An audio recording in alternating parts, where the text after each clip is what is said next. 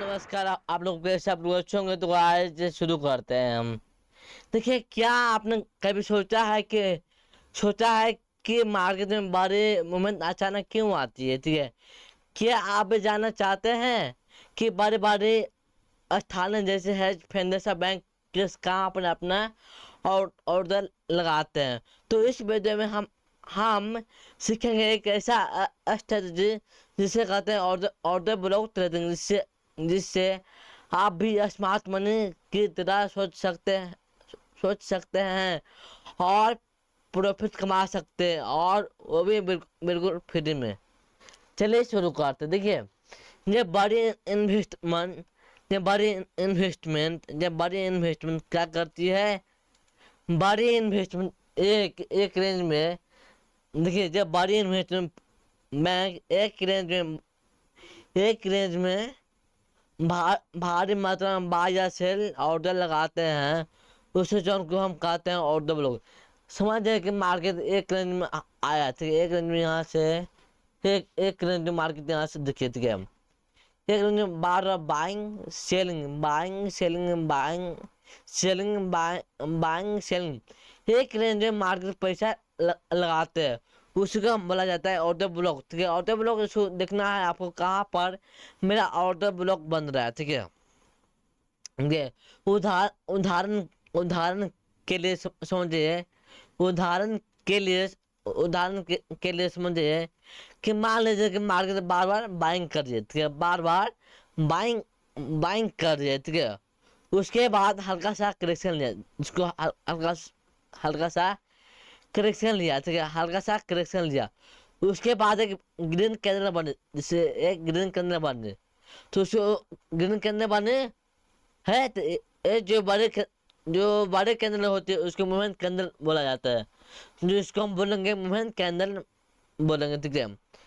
जो बड़े कैंडल बनते उसका मूवमेंट कैंडल कहते हैं। इतने बड़े कैंडल ट्रेडर नहीं बना पाते, ठीक है, इतने बड़ी ट्रेडर ट्रेडर नहीं बना पाते। ये होती है स्मार्ट मनी एंट्री होता है, जो यहाँ से बार बार एक अच्छा सा बार बार करेक्शन लेकर एक अच्छा सा बिग बिग बार केंद्र बना, जिसको हम बोलेंगे स्मार्ट मनी कॉन्सेप्ट, कि मार्केट का स्मार्ट मनी बनाया, स्मार्ट मनी की एंट्री है, ठीक है।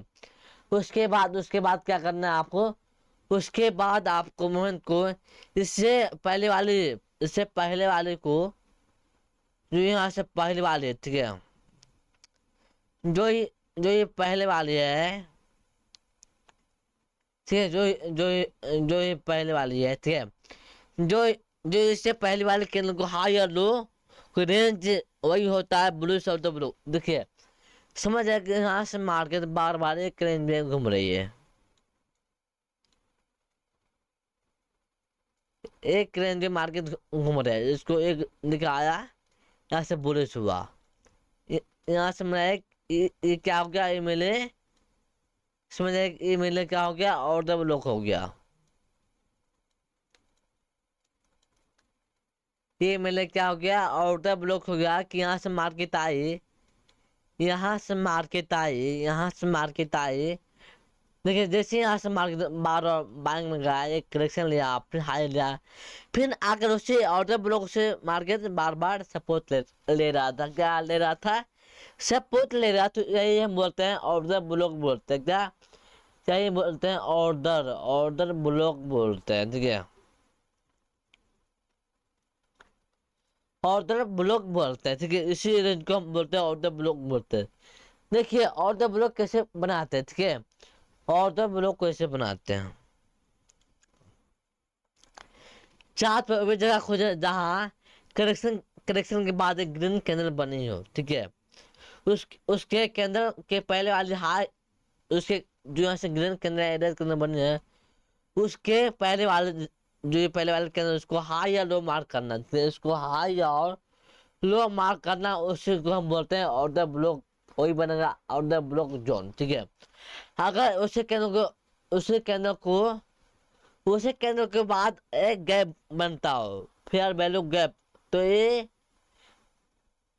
ये तो ये और कभी ज़्यादा भले तो हो जाता है। समझ जाए कि मार्केट यहाँ से बार बार समझ जाए कि यहाँ से मार्केट बार बार अगर प्राइस दोबारा उस जोन के पास आते तो वे बाउंस रेजिस्टेंस का चांस बहुत ज़्यादा होता है, ठीक है। जो मार्केट बार बार ऐसे रेंज में आता है तो उसके चांस का बहुत होता है, ठीक है। आप समझिए फेयर वैल्यू गैप क्या होती है, क्या फेयर वैल्यू गैप क्या होती है उसके रेंज में हम समझेंगे।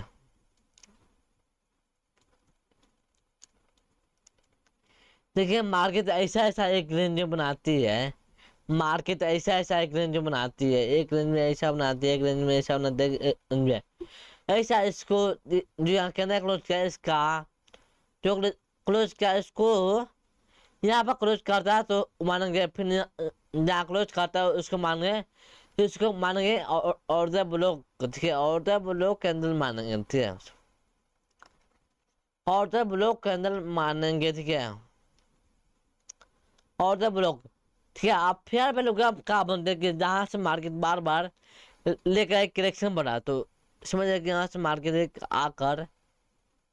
इसके चार्ट पर करेक्शन जो यहाँ से बार बार आया तीन कैंडल बनती है तो सबसे पहला वाला कैंडल को लो मार्क करना है और तीसरा वाला कैंडल को हाई मार्क कर लेना है, ठीक है, तीसरा वाला कैंडल को हाई मार्क कर लेना है, ठीक है। ये मेरे क्या हो गया, और ब्लॉक देखिए जहाँ से मार्केट गई है वहां से बार बार सबूत लगे, यहाँ एक बुलिश है, बुलिश एक के फेयर वैल्यू गैप इसको बुलिश के अंदर बुलिश और ब्लॉक बन गए, यहाँ से आते हैं मार्केट बार बार बाइंग होती है, ठीक है, बार बार बाइंग होती है। इसको हम बोलते हैं फेयर वैल्यू गैप, ठीक है, इसको हम बोलते हैं फेयर वैल्यू गैप, ठीक है, इसी को हम बोलते हैं फेयर वैल्यू गैप बोला जाता है, ठीक है।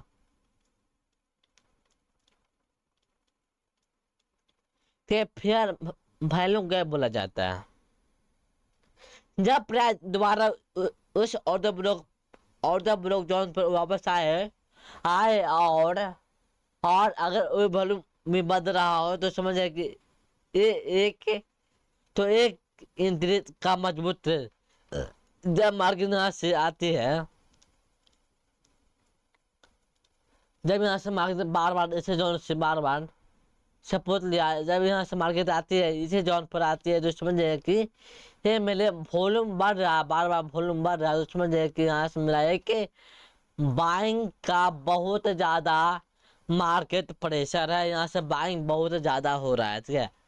बाइंग बहुत ज़्यादा हो रहा है, बाइंग बहुत ज़्यादा हो रहा है,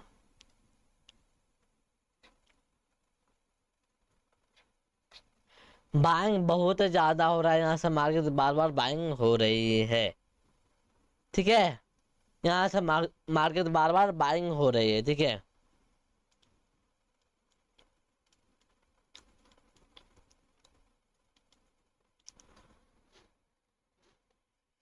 तो वैलिड आउट ऑफ ब्लॉक क्या होता है, फेयर वैल्यू गैप बना हो, ठीक है,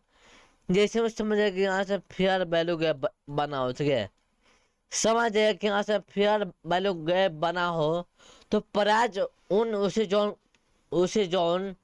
को तुरंत रिटेस्ट नहीं किया हो, उससे पहले वाले के लिक्विडिटी शिफ्ट ना हो, जो से बार बार बाइंग हुआ, जो से एक अच्छा सा के अंदर लिक्विडिटी शिफ्ट नहीं हुआ